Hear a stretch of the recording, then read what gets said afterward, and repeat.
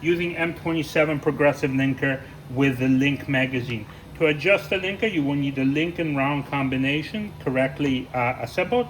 Then you will put the link and round inside the linker and adjust the ram. To adjust the ram, you will loosen and tighten the 4 cap screws on this side with a 3mm hex wrench.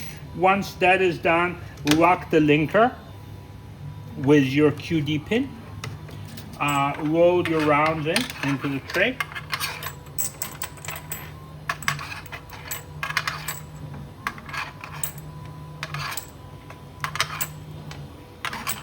Then you will load your magazine. So the linker will come with a 20-round magazine. The 35-round magazine packs will be available as an accessory to linker.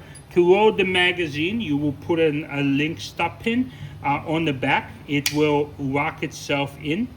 There is no need to actually lock it with a clip because most of the people do not want to do it. Then you will load the links in from the top, open and up.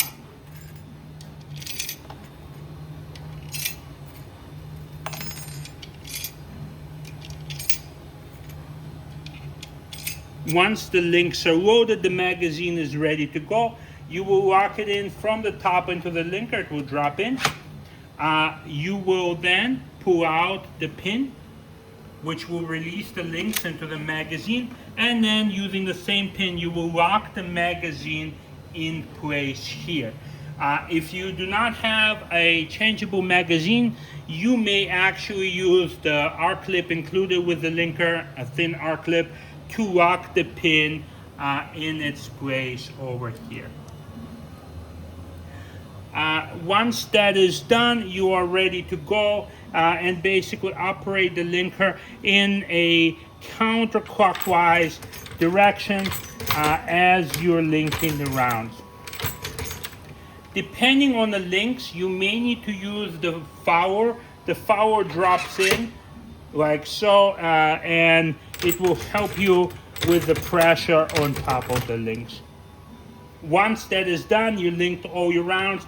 Remove the follower, remove the magazine, and then unlock the magazine retainer here and take out your loaded belt.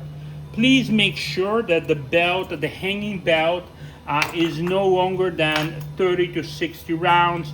If the belt is longer, it will put pressure on the belt retainer and may prevent correct linking. That's pretty much it. Thank you very much.